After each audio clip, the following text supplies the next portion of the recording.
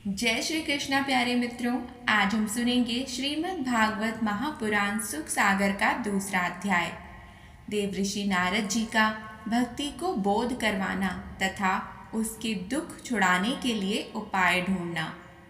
भक्ति की बात सुनकर देवऋषि नारद जी भक्ति से बोले कि हे भक्ति, अब तुम चिंता छोड़ो और प्रभु श्री कृष्ण का सच्चे मन से स्मरण करो। प्रभु श्री कृष्ण का सच्चे मन से स्मरण करने से तुम्हारे सारे दुख दूर हो जाएंगे। प्रभु श्री कृष्ण ने ही कौरवों की सभा में बेबस अबला द्रौपदी की चीरहरण के समय रक्षा की थी और प्रभु श्री कृष्ण ने ही गज को ग्रह मगरमच्छ के मुंह से बचाकर जीवन दान दिया था। वही वैकुंठनाथ जगत के रक्षक प्रभु श्री कृष्ण तुम्हारे समस्त कष्टों को दूर करेंगे, क्योंकि तुम उन्हें सर्वप्रिय हो। यदि नीच योनि में उत्पन्न हुए प्राणियों में भी तुम होती हो तो प्रभु श्री कृष्ण उनका भी भला करते हैं। सतयुग आदि युगों में भले लोग सैकड़ों यज्ञ जप तप और दान करने से मुक्ति प्राप्त करते थे, लेकिन इस कलयुग में तुम्हारी कृपा से पापी व्यक्ति को मुक्ति मिल जाती है और तुम्हारे आश्रित प्राणियों का अवश्य ही उद्धार हो जाता है। जिन प्राणियों से उन्हें बहुत ही प्यार होता है, उनके प्रिय होते हैं, उन्हीं को प्रभु भक्ति प्रदान करते हैं। इसलिए इस समय ज्ञान और वैराग्य को कोई भी नहीं जानता। इसलिए तेरा यह दुख दूर करने के लिए मैं इस जगत में तेरी महिमा बताऊंगा। देवऋषि नारद जी की बात सुनकर भक्ति बोली, हे नारद जी, आप महान हैं। जिस प्रकार आपने धैर्य देकर मेरे मन को शांति प्रदान की है, उसी तरह नारद जी आप मेरे इन दोनों पुत्रों को भी सचेत करने का कोई सरल उपाय कीजिए। भक्ति की बात सुनकर नारद जी ने उसके दोनों पुत्रों को होश में लाने के लिए काफ़ी प्रयास किया। उनको काफ़ी हिलाया, आवाज़ देकर पुकारा, लेकिन सब व्यर्थ। उनमें जरा सी भी चेतना का भाव नहीं आया। फिर देवऋषि नारद जी ने उनको वेद वाक्य और गीता का पाठ सुनाया तो उसे सुनकर एक क्षण के लिए उन्होंने आंखें खोलकर देखा और उठना चाहा, लेकिन निर्बलता के कारण एक क्षण के बाद वे फिर से अचेत हो गए। उनकी यह दशा देखकर नारद जी को बहुत दुख हुआ। इतने में ही आकाशवाणी हुई, हे नारद, आप व्यर्थ ही इतना सोच रहे हैं। बिना किसी सत्संग के ये होश में नहीं आएंगे। इसलिए आप किसी महान संत महात्मा को ढूंढकर सत्संग करें। आकाशवाणी सुनकर ही मैं किसी महान संत को तलाशता हुआ यहाँ तक आया हूँ, लेकिन बड़े दुख की बात है कि कलयुग के कारण अब तक मुझे कोई योग्य संत नहीं मिला। इसी कारण मैं उदास हूँ, लेकिन प्रभु की कृपा से मुझे आपके दर्शन हो गए।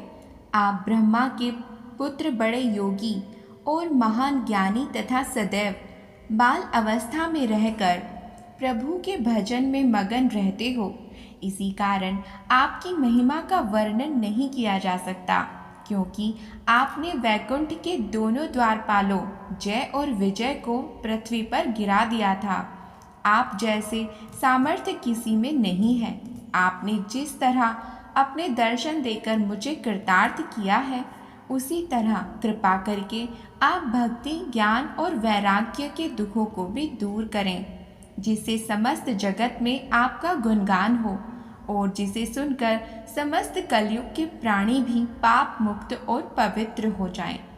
देवऋषि नारद जी की बात सुनकर सनंत कुमार जी बोले, हे देवऋषि नारद जी, आप उदास मत होइए, क्योंकि आप प्रभु के भक्तों में सर्वश्रेष्ठ हैं और भक्तों के कष्ट दूर करने के लिए आपको उपाय करना आवश्यक है।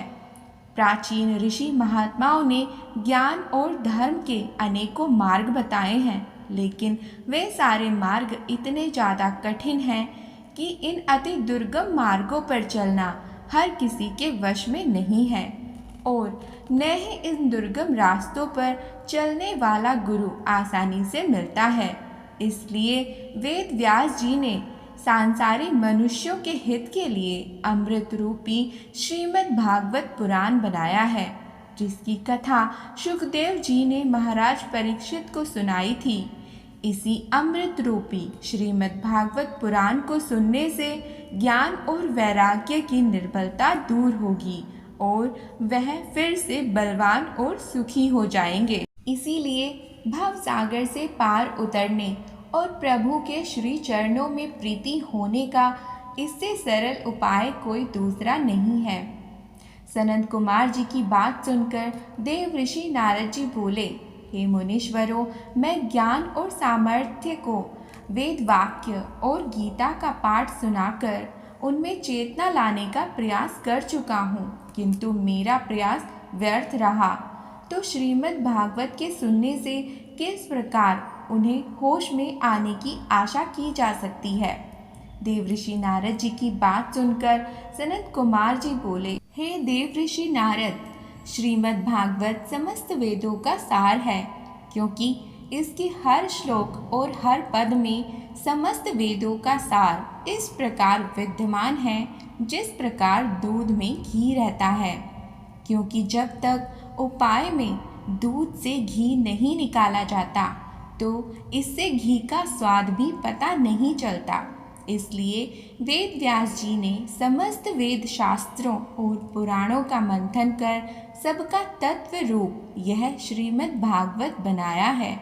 और यह बात विशेष रूप से ध्यान रखिए कि श्रीमद् भागवत के 4 मूल श्लोक ब्रह्मा जी ने आपको तथा वे ही 4 श्लोक आपने वेद व्यास जी को बताए थे और उन्हीं श्लोकों का विस्तार करके वेद व्यास जी ने श्रीमद् भागवत पुराण बनाया है, जिसको सुनने व पढ़ने मात्र से समस्त प्राणियों के समस्त कष्ट दूर हो जाते हैं और मुक्ति प्राप्त होती है।